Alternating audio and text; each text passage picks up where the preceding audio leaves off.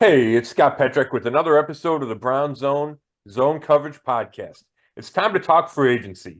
The task of improving the roster for 2024 starts next week, and the Browns have a few obvious needs, as well as some interesting decisions on their free agents to be, including one popular quarterback. Here to discuss, as always, is Dave Chudowsky of the WKYC Morning News. How's it going, Chud? It's going well, Scott. How you doing? Get some energized after that trip to Indianapolis? Yeah, I did have a little bit of downtime. Was able to sleep a little bit, detoxed a little bit. So just have to gear up for free agency now. You never know, and we're going to get into it, but you never know how busy it's going to be. You never know when that news is going to come because it's so dependent on, does the free agent say yes, right? So all of a sudden you're sitting around waiting, and boom, there's news, and then it could keep coming, it could stop, it could wait. So you just really have to be on your toes and I guess near your phone and laptop when the free agency strikes. Yeah.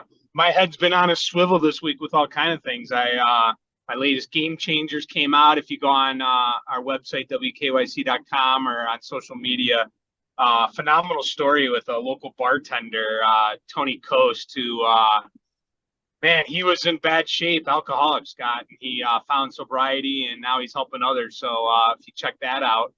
I saw that, Then, so yeah, that was yeah, interesting, buddy.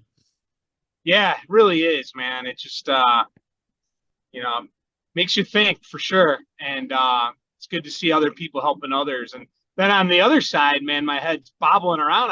I got a hold of one of those Kelce bobbleheads, which I'm pretty Oh, excited about. nice. Did you see those things? People are trying to sell them for hundreds of dollars Are they really? on yeah. Someone's trying to get $500 for that bobblehead, that That's combo. crazy. So that was a wild night. Cavs are a wild team, aren't they? I mean, all these comeback wins, and then they go on the road the next night and lose, but they got these injuries. But I mean, that's been, I don't know how much you've been following the Cavs, but it'll be interesting to see how they turn out the rest of the year. Yeah, it will be. And, this is about the time of year where I really start paying super attention to them. And I caught the end of that game. It was weird. I forget what we were watching at my house, but it wasn't the Cavs game. And then I flipped it over, and my daughter, they're down 22. And then right when they started that run, and Wade started hitting all those shots, my daughter was going to bed, and she stopped and wanted watching the whole game, and the whole end of the game, and she stood behind the couch just because it was so exciting. So. Yeah, it was a good win. Those bobbleheads are crazy. I can't believe people want that much money for them. And how cool are the Kelces, right? I mean, this is a Oh, football podcast. We can talk about Kelces. It's just so cool watching them down there, watching them celebrate. How much fun it looks like they have all the time. I got a kick out of watching those guys. I love how they embrace Cleveland, and they talk Cleveland up so much nationally, and the two of them together are just a riot. And they've been, you know, it. I have no problem rooting for those guys. I know they're not on the Browns, but being from Cleveland and seeing their success, I'm proud of them. So definitely a lot of fun. I mean, obviously all the Taylor Swift stuff, and you think about Travis hosting Saturday Night Live, and their podcast is so successful. Mm-hmm. Not as successful as this one, of course, but depending on what metrics you're looking at. Yeah, right. Do we have a bobblehead? No, the my Petrak God. Chud Oh my combo God. bobblehead. That'd be great. People would be trying to sell it instead of get 500. Exactly. They'd be like, "Hey, would you take 500 to get this out of my living room? It's Oh my taking God, up space." That's funny. True story, though. I got to tell you this one. Very interesting. A viewer from the west side of Cleveland emails me all the time, and he actually sent me an Austin Love bobblehead. Oh, your Austin, buddy. yeah, and the reporter on Go, who he and I go back and forth on stuff, and he has Flat Dave. If you've ever watched the show, he likes to take the cardboard cutout of Flat Dave, which was from Progressive Field during the pandemic. And this guy sent me a bobblehead. He literally went out and had a bobblehead made of Austin so I could do stuff to the bobblehead to get revenge. And then a couple months later, he sent one to me. So very bizarre to Just see some, yourself on a bobblehead. just some viewer. Just some viewer. Oh, that's That's cool. it. It's weird, but Yeah. cool. Yeah. Weird but cool. Spend his own money to make a bobblehead of Austin and then myself. So anyway, I don't know. Now I'm really getting lost here. I knew we've totally weaved the wrong path, but yeah. So yeah, it'll be fun to watch the Cavs. Hopefully they can get healthy and give us something to do before the baseball season. Oh, and then we got March Madness. I mean, Yeah. this is a great time of the year. I mean, I know it's not football season, but this is one of the better sports times of the year. Oh, it definitely is. And you get the Guardians ready to gear up, and then I started to pay. I don't know how you are with college basketball, Chad. I used to be huge into it, and then stuff gets in the way, and the Browns and all that. But I watch all my Northwestern games, and they're having a good year. They're going to go to the tournament, despite dealing with some injuries. But I've started to try to watch some other games, and it's not going to help, right? You fill out brackets, you do all these. I get in all these pools, and I'm sure watching 8 minutes of Connecticut last night is not going to help me fill my bracket. But I've started to do that, right? I watched some Connecticut over the weekend, or they played Marquette last night. But over the weekend, I watched a little bit. I tried to catch some Duke, and I used to watch all the Duke games, but I haven't seen much of them this year. But I figure I should start trying to pay some attention to some of the best teams in the country. It's probably a little too late, but I love watching it. I can't wait till when the tournament gets going, it'll have my attention, especially my Wildcats. I'll be glued to that. But since I've been a kid, I just have loved watching the tournament. It used to be on cable. I used to go to my aunt and uncle's after school to watch it because we didn't have cable or we didn't have whatever channel it would have been on, just so I could watch the tournament. I've been into it, since I was a kid.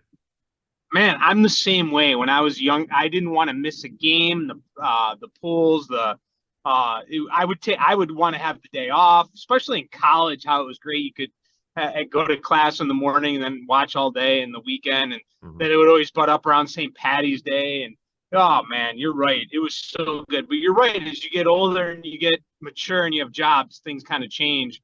Then you also realize no matter how much you think you know about college basketball, it doesn't matter with the bracket. I mean, it really doesn't. So, and that's probably more so. That's probably more so nowadays. At least that's how I feel. With the parity, and back in the day, felt like you had a chance, and maybe it's just because I don't know what I'm talking about these days. But you have way more. It feels like there's more 8 and 10 seeds making runs and stuff like that. Yeah, no question. I think last year was probably the least amount of college basketball. I watched a little more this year, but yeah, it's tough. Also with my schedule, going to bed early, it makes it difficult. But anyway, yeah, no, it's still awesome. Still love March Madness. Like you said, opening day, the Masters is coming up, and then you can always talk football because then at the end of April you got the draft. So let's get into that. Hopefully everyone has stayed along with all of our other talk that we could get to what this is truly about, and that's the Browns. And I don't think we have as long to talk this week. I don't feel like last week there was a lot with the combine and with Barry and Stefanski talking, and just a lot of other nuggets that came out.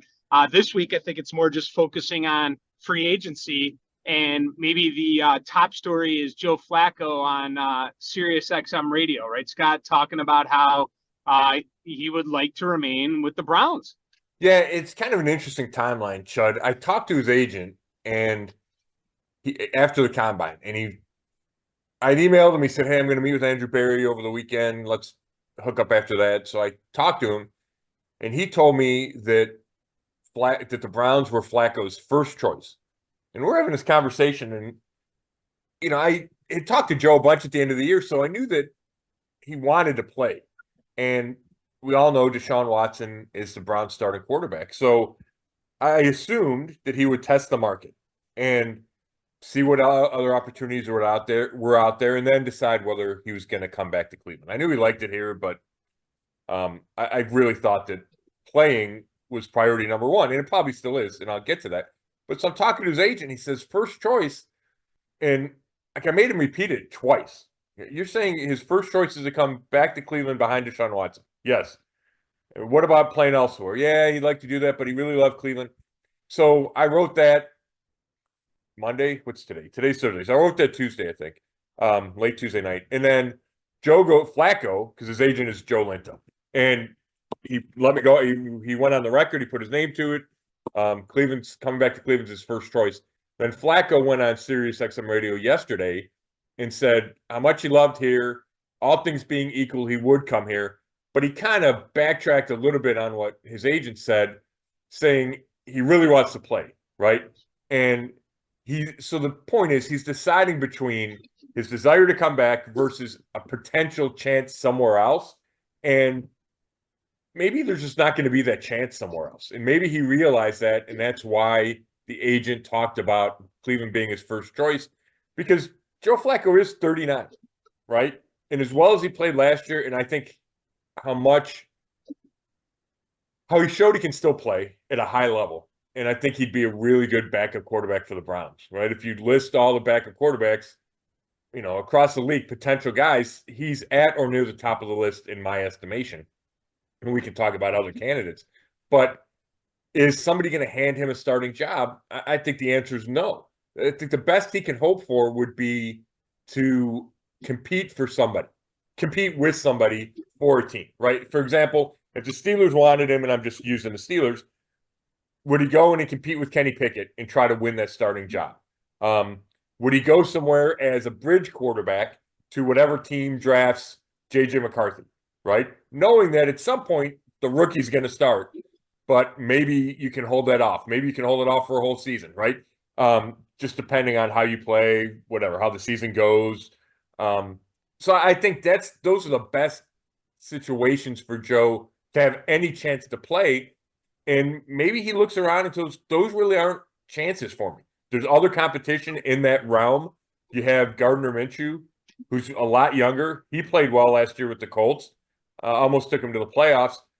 Would a team looking for that, let's just call all these quarterbacks the bridge quarterback, right? I think a team would rather have Gardner Minshew than Joe Flacco. Would you rather have Jacoby Brissett? He's a lot younger than Joe Flacco. So maybe Flacco looks around and says, there's not going to be that opportunity that he would prefer, right? The chance to compete for a job, the chance to maybe start. So with that as the backdrop, let's go back to Cleveland. So it'll be interesting. The agent told me he's going to talk to Andrew Berry again at the end of this week. Flacco could sign anytime with the Browns, re-sign with the Browns, because he's their own free agent, as opposed to going to another team. That can't happen until next week. So I don't know. I know Andrew Berry, the GM, talks about the market and the budget, and when you're paying so much for your starting quarterback like Deshaun Watson, you can't overpay for your backup. But I don't think Flacco's going to price himself out of the Browns market. So it's going to be interesting to see, Chud. But I felt like Flacco coming back probably wasn't. I didn't think it was a done deal. I thought he might find a better opportunity somewhere else. And since talking to his agent and listening to Flacco on Sirius XM, I've changed my mind, and I think there's a good chance the Browns can keep him. So bottom line is, if he knew he could start somewhere else, he would probably go there. But No if doubt. he's not going to start, if he's not going to start, then he's willing to say Cleveland's his number one choice. Correct.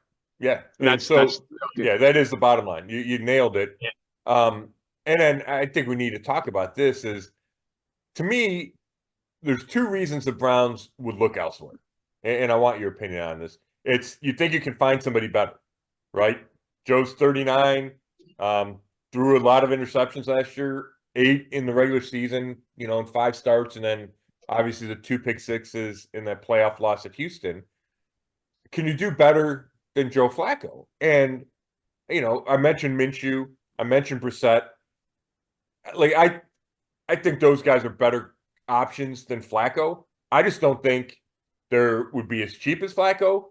And I'm not sure they would come into a situation where Deshaun Watson is a starter. I feel like those two guys, Minshew and Brissett specifically, want somewhere where they have a better chance to play. And I get it that Flacco does too, but there's only so many of those type of jobs out there.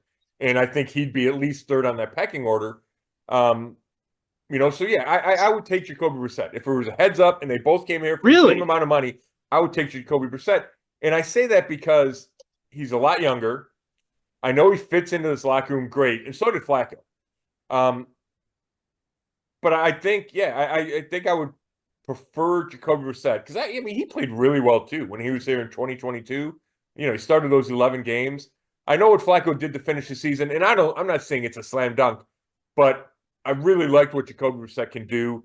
He's got a little bit more running to him, right? The running ability than Flacco does. I think it's an interesting discussion and debate, and not to, and I keep bringing up 39 because it is reality. But we saw Joe at 38, right? He's still flinging it all over the place. So, and I think Joe can still throw it and all those things. But given that, I would take Brissett. I'm going to disagree with you on this in one aspect, and that is I'm not looking this as like a long-term thing and really caring about age. I'm looking at this as Deshaun Watson's my guy, and if he gets hurt, I need someone to step in who I care about, who can take me the furthest and the deepest run this coming season in the playoffs. And from what I saw, and I know, believe me, I think the Flacco train, I didn't think it was as, I think I'm trying to figure out how to say this. I didn't jump on board so excited like most of Cleveland did because I know it wasn't going to last forever. And he threw the pick sixes. So I'm not saying that because I think it was just such an amazing run with him. But I do believe that if Watson went down this year and the Browns were in a potential playoff situation, I think I'd rather go Flacco over Minshew or Brissett. Yeah, I think Brissett. Go ahead. Go ahead, John. I'm sorry. Well, I was just say, I mean, Brissett's a great locker room guy and someone you want on your team. And maybe I could see that being your long-term answer. Yeah. But, man, for a team that needs to win now, and Minshew, I mean, listen, he's so up and down.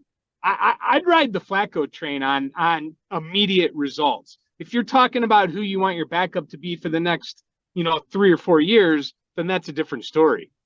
Yeah, that's interesting. And they're all great points. And I can't even say you're wrong. Like, for one game or a stretch, I don't think Brissett ever played as well as Flacco did for that 4-game stretch, right, in his time in Cleveland. I think you're right about that.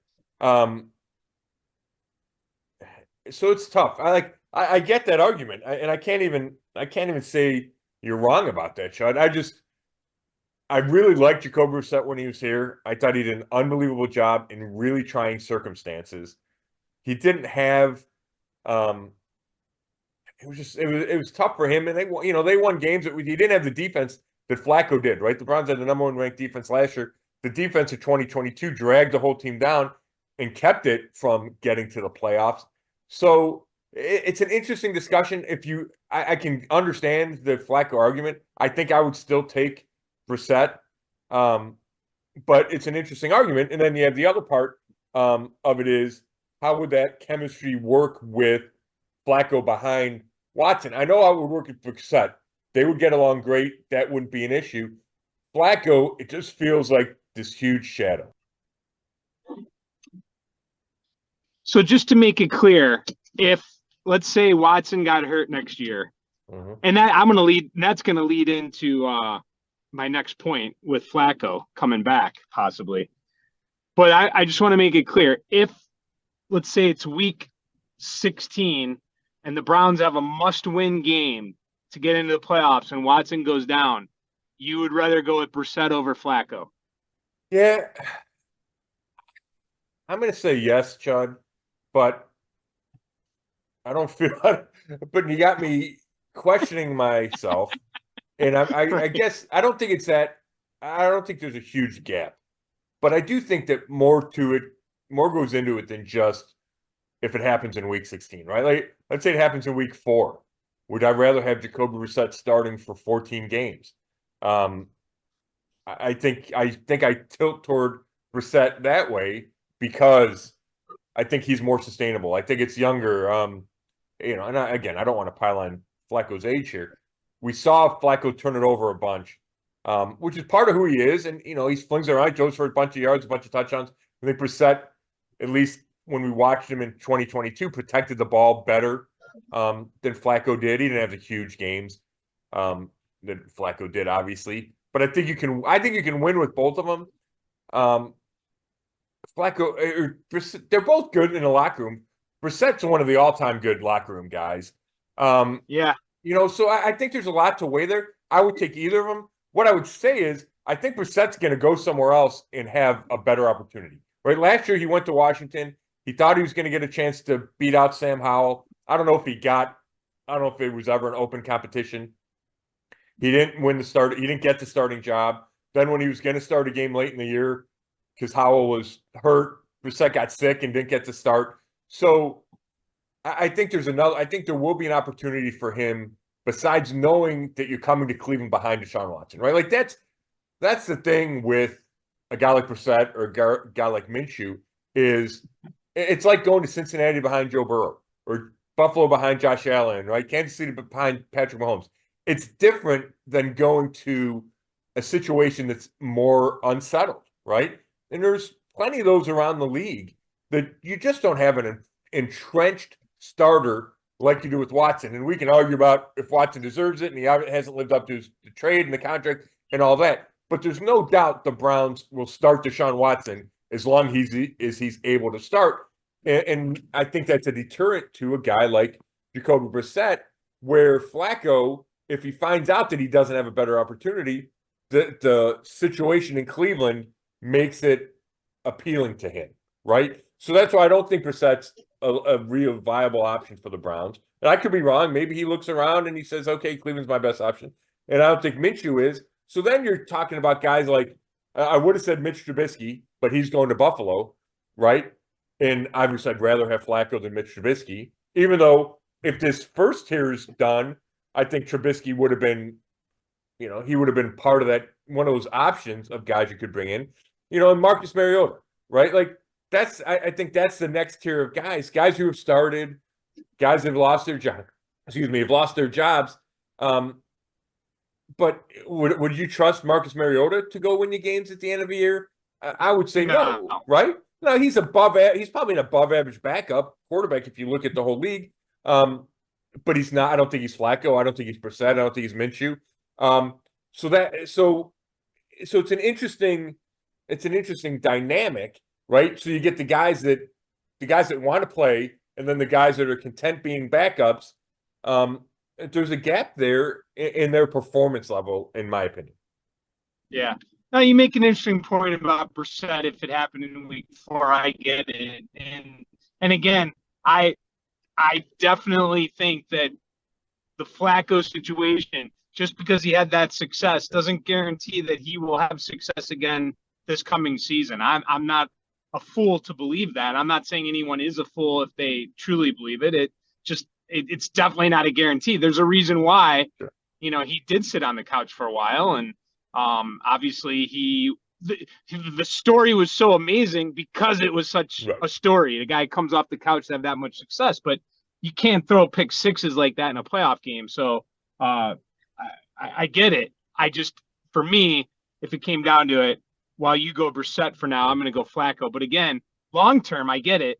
Flacco's time, there's not a lot of it left. Whereas, I could see Brissett. But if you're just signing, what are we talking about, Scott, here anyway? What kind of deal? How long? 1 year? Yeah, multiple years? It's probably a year. It's probably a year with any of these guys, especially you have Dorian Thompson-Robinson, who the Browns hope is the long-term answer at backup quarterback, right? He's cheaper. Yeah. They drafted him. So, it's a year. With Brissett, maybe it's a 2-year deal. I think Flacco, you'd go year by year. And, Chud, I'm not trying to diminish what Flacco did last year. And he led this team to the playoffs. It was a remarkable story. He was remarkable. And I do think he can have similar success if he was asked to play again. I don't. They might be two of the best backups out there, right, in the league. Brissett and Flacco. I have a soft spot. I like both those guys, right? I like Flacco. I like what he did on the field. I like talking to him. Same with Jacoby Brissett. I think Joe could come in, and we saw him, right? We saw him get off the couch and roll and play really well. And I think he could do that if you asked him again next year.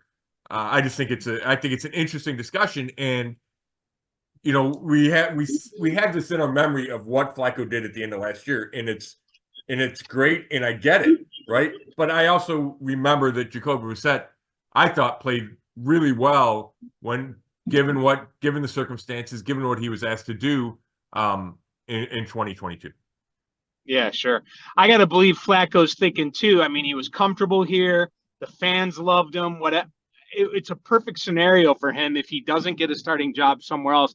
And also, I have to believe in the back of his mind, he's thinking, hey, Watson has to prove that he could go out and play 17 games because he, obviously hasn't been able to do it. Yeah, I think that's a legit point, right? You go into the season knowing I'm not the guy, and it could happen anywhere, right? It could happen with Patrick Mahomes. He could get hurt, week one. And, I'm watching that dynasty thing about the Patriots, right? And the year after the Patriots go 17-0 and lose to the Giants in the Super Bowl, week one, Brady gets hurt, right? And he's done for the year. So it could happen to anybody. But I would say, if you're evaluating your backup, if you're a backup and you're evaluating what teams give you the best chance to play, given Watson's last 2 years, and especially last year, right, with the 2 shoulder injuries, coming off an unusual surgery for a quarterback, right? We know how important the shoulder is.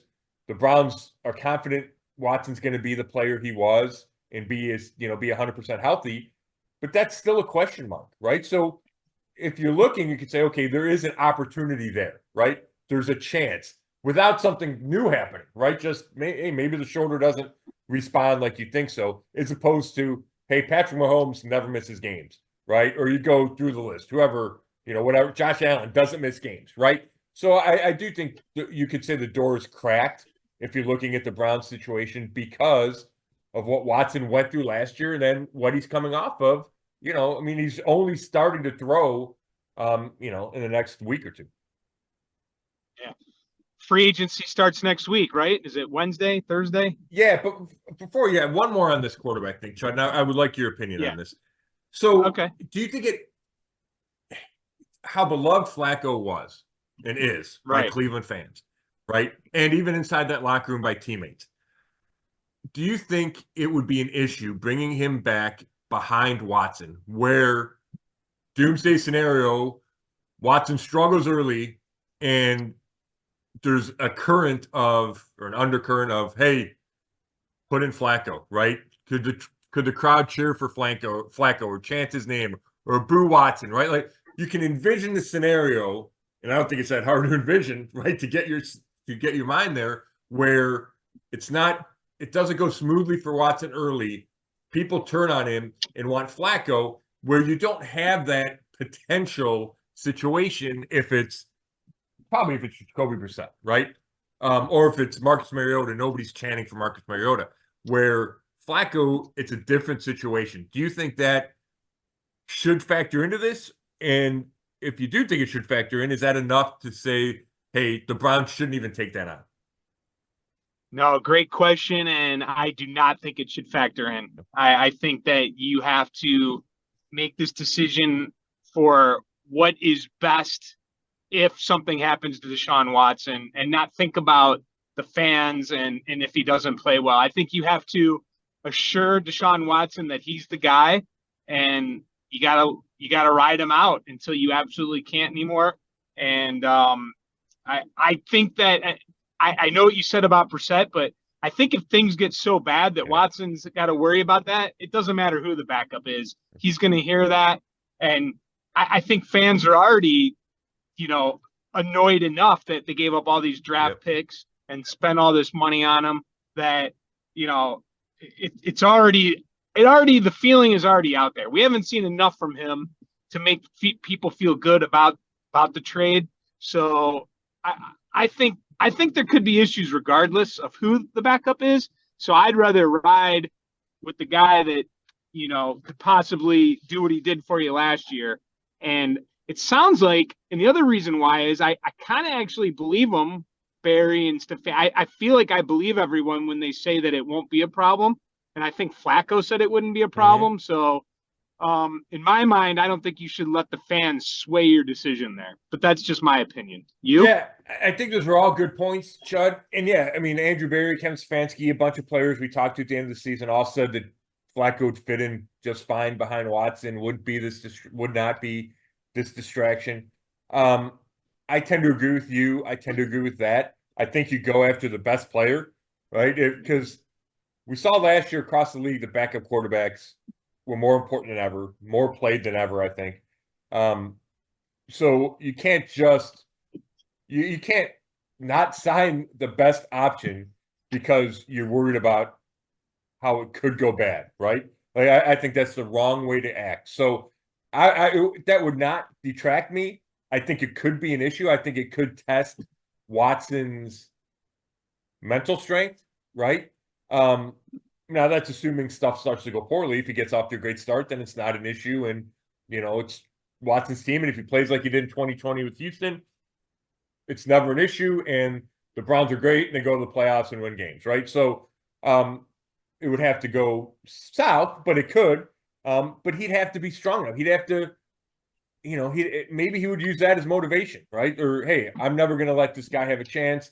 I don't care what anybody says. It's my team, whatever. So it would not keep me from signing Joe Flacco. And I do think it's interesting because I think I've had this argument with other people before that I do think you have to treat quarterback differently, right? Because it's just a different position than everyone else, right? And only one plays at a time and all those things, right? You're paying the guy a ton of money. He answers all the questions from the media, all that comes with being a quarterback. But in this instance, I don't think Watson deserves to be treated differently, right? Has he earned in his time in Cleveland, the right to say, no, don't bring in this backup quarterback because it might be a tough situation? I would say no, right? He cost himself 11 games with the suspension the 1 year, didn't stay healthy year 2, and that's not his fault, right? Guys get hurt. But I just think you have to do what's best for the team, and having the best backup quarterback is what's best for the team, especially given the injury circumstances with Watson that we talked about, right? You just can't afford to hurt the rest of the team, right? Which is it's a playoff roster. We know that. We saw it last year. You can't hurt those guys by trying to protect not your quarterback's feelings, but for trying to protect your quarterback. I think you got to get the best guy you can. And if that's Flacco and it leads to some potentially awkward situations, so be it. Let's put a bow tie on the Flacco discussion then. I believe, and I don't know for sure, but because it was weeks and weeks ago, right when the season ended, and we put a percentage on it. I think you put it at like 25% or 20%, him being back. I don't know if you remember what you said. But just quickly, you don't have to break it down. Yeah. What would you put the percentage at? Yeah, he'd be back with the Browns. That's a great question, Chud. Give me 60%. All right. I like it. All right.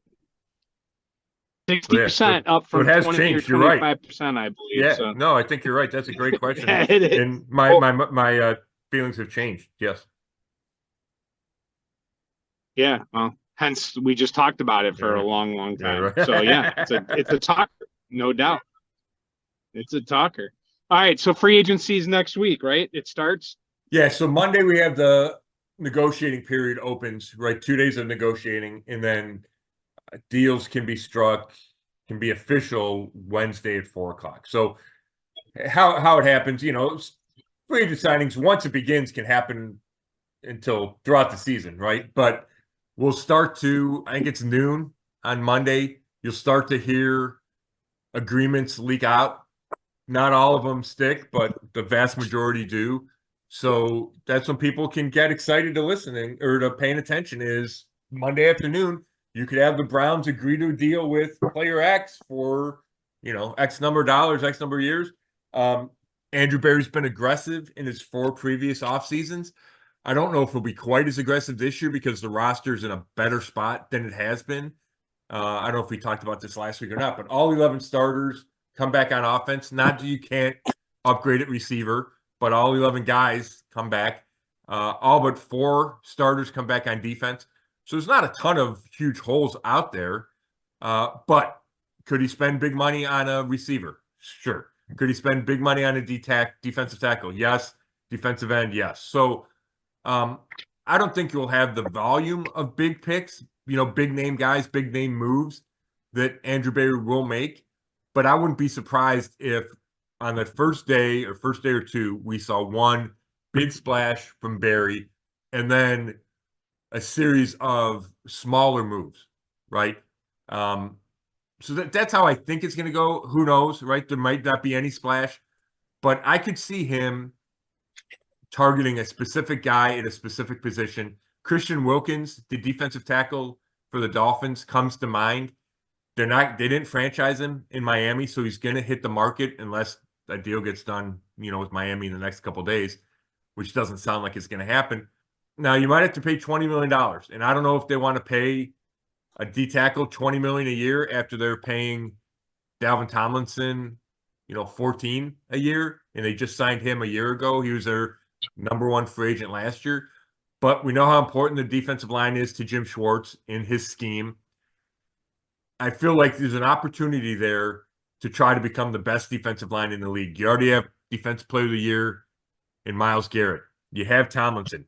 If you brought in another D tackle, a big name D tackle like a Christian Wilkins, and then re-sign Zadarius Smith, let's say at the other end, you got Alex Wright and Obo Okoronkwo behind those guys. Maybe you bring back or Maurice Hurst II or Shelby Harris for depth at D tackle. All of a sudden, you got a big-time line, and you're taking this number one defense.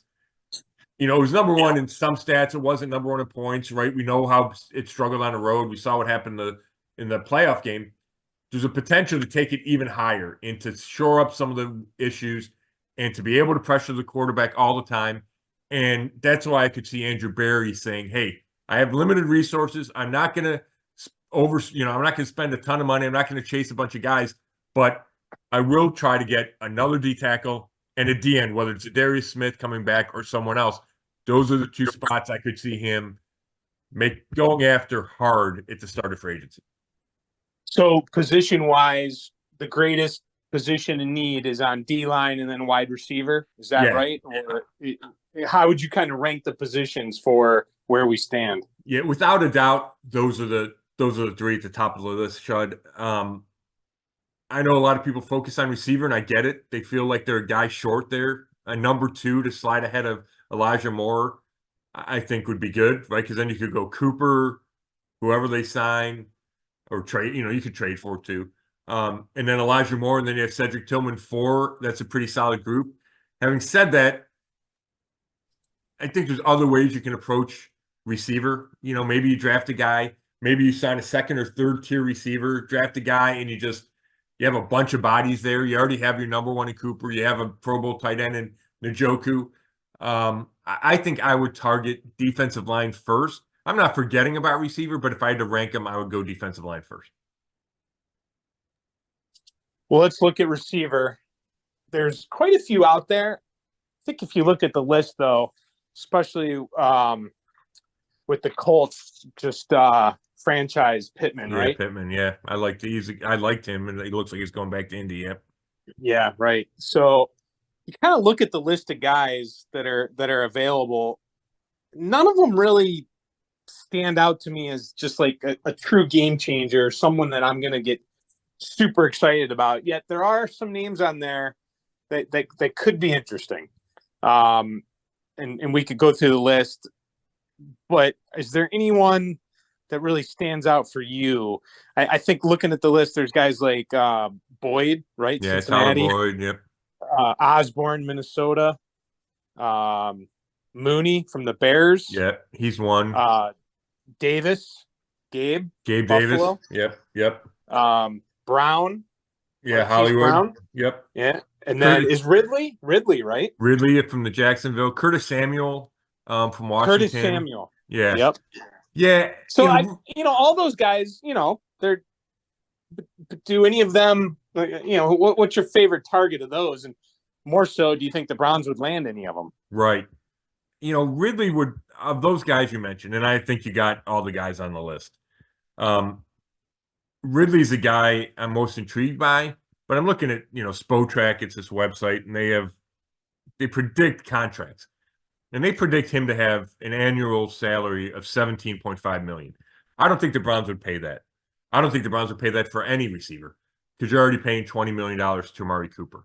So while Ridley would be my favorite of those guys, I think he prices himself out of Cleveland's market. So then it's, I'm intrigued by Gabe Davis. I know he's streaky, and that's the thing. I talked to some Buffalo media people at the Combine, and you have to be willing to live with those ups and downs, where he has a game where he goes off, and then he's a game where he doesn't do much. But he's a deep threat, and we've talked about this, Chud, and I just can't get it out of my head. When I'm looking at this receiving core, what I think it needs is a big dose of speed and a downfield threat. Elijah Moore is not that guy. He's more quick than fast. He's an underneath guy. Amari Cooper can still stretch the field, but he's not a blow by you kind of guy. He doesn't just run by you. They tried to do it with Marquise Goodwin last year. It didn't work. So I like the idea of somebody that can take the top off the defense, stretch the defense. Deshaun Watson loves to throw deep, and I think you need to give him more guys that can do that. Gabe Davis can do that. Marquise Hollywood Brown can do that. So those two guys are at the top of my list, and it depends on how much they command, from a salary standpoint, what the Browns would be willing to pay. But if you could get those guys for your target price, I like the idea of both of those guys. And then Curtis Samuel, and you could throw Mooney in there, but I think I would go Davis and Brown, step down to Mooney, step down to Samuel. DJ Chark, another one I saw. Yeah. Yeah, he hasn't, it feels like he's been a little bit of a disappointment lately. So is Marquise Brown, right? But that it's in him. Like, the guy runs as fast as anybody in the league. He had some success with Lamar Jackson in Baltimore. Lamar was sad when he left, right? So, we're not talking a number one receiver. We're talking someone to add to the pile, probably a second, 2/3 with Elijah Moore. And I'd be looking for some specific traits, and top-end speed would be the trait I chased. Any other positions that you would key in on that you would want to see him lock in on free agency? Well, there's other options besides Wilkins at D tackle. Sheldon Rankins, but Wilkins is like the top of that list. But there's other guys there. I mentioned Sheldon Rankins. I think there's, I mentioned Hurst and Harris as guys you might be able to re-sign. They got to figure out linebacker, Chud, because Sione Takitaki and Anthony Walker Jr. are both scheduled to be free agents.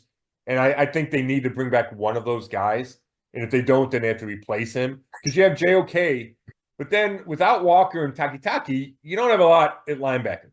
So Takitaki's younger. He's been healthier than Walker. I mean, I love Walker. He's been a captain for the last 2 years. He's beloved in that locker room. He's smart as can be.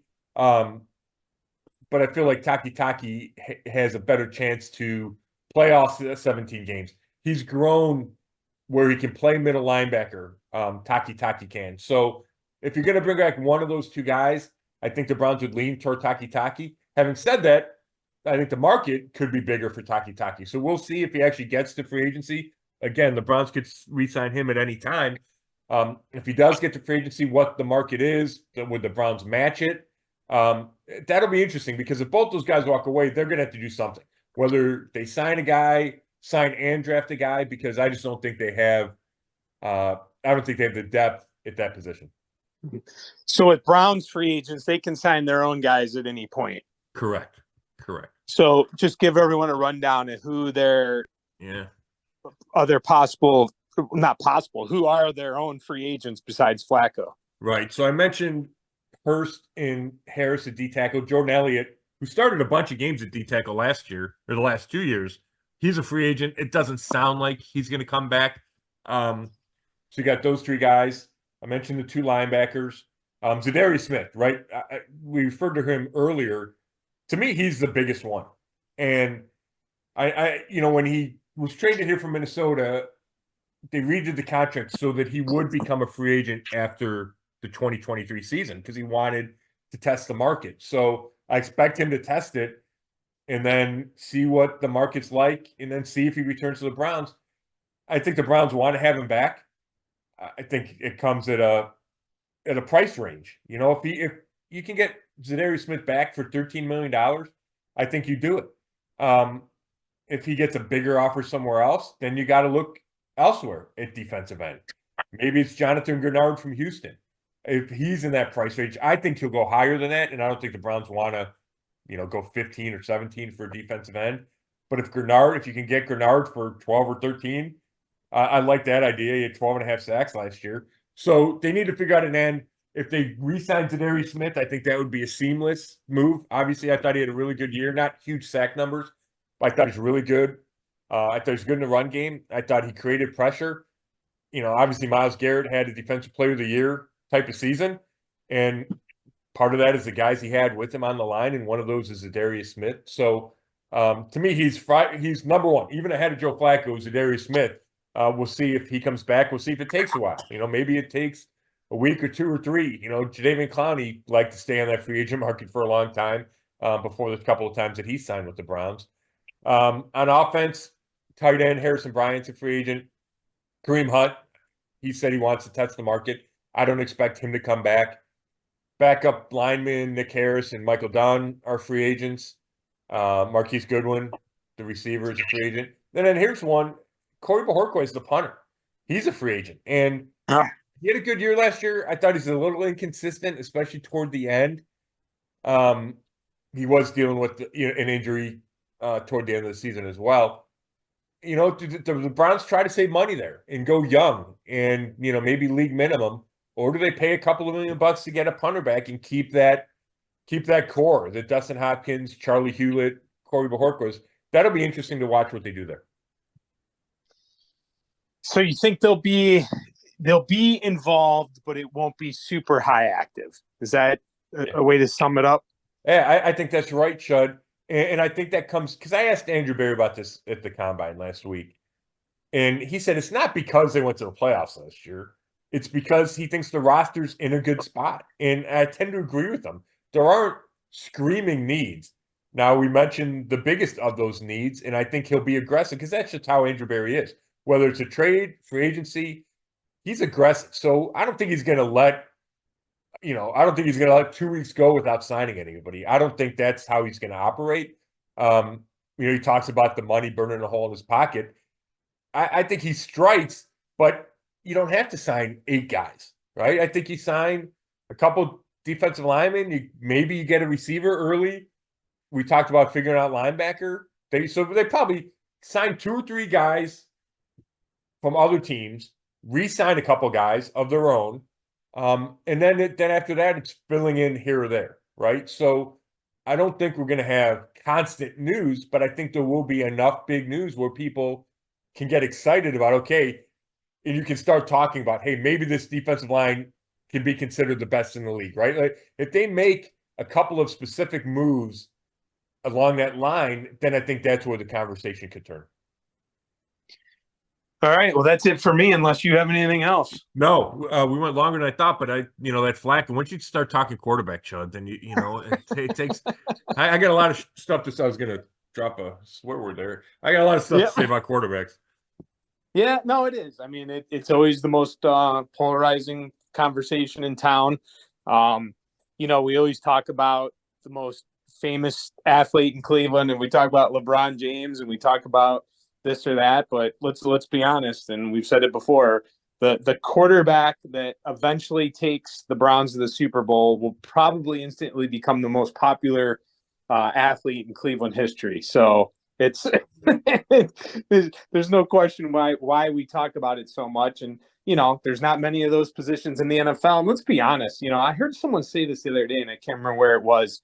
There's only, I don't want to say handful, but I mean, how many NFL quarterbacks would you say there are that are elite, like the best at their position? I mean, when you watch Patrick Mahomes and you watch the great ones do it, there's not that many. So then when you go into backups and each team has to have a backup, you really think about that. I mean, just think about how many jobs there are in the world and in the country. How many amazing doctors there are. And I'm not trying to compare quarterbacks to doctors, but I hope my point gets across. Yeah. Every hospital, every state, there's amazing doctors and amazing pilots and amazing, just different jobs. But I mean, hey, there's quarterbacks everywhere, but there's not elite ones. Oh my God, no, that's why That's why coaches and GM get fired every year. It's because they can't find that quarterback, right? They're looking for the 4, 6, 8, 10 guys in the world that can do that position at an incredibly high level. And 10's too many, right? There aren't 10 of them. So not to do it consistently at a Super Bowl level year in, year out, right? There's Patrick Mahomes, there's Joe Burrow, there's Josh Allen, there was Aaron Rodgers, right? Like there's just not a lot of those guys. I'm sure I'm leaving somebody off this list, but so yeah, you're right. And then then you got the other dynamic of the backup quarterback's always popular when you don't have that elite quarterback, right? The backup quarterback is not popular in Kansas City, but he's popular in Denver, right? He's sure as heck is popular in Pittsburgh, right? What they had going on last year. So that adds to this whole discussion as well. Yeah, no question. All right. Well, I'm sure we'll talk later next week. Yeah, we'll hook up at the end of next week and see if I'm right. See if they are active. If they're not active, see what they did to the roster. See if Joe Flacco's around next week. We might not have that answer. That might drag on, but we could have resolution on that. So we'll hook up again next week. Chud, as always, I appreciate it, buddy. Thanks for listening, everyone. This has been another episode of the Zone Coverage Podcast, and you can read all my work at brownszone.com. Thanks.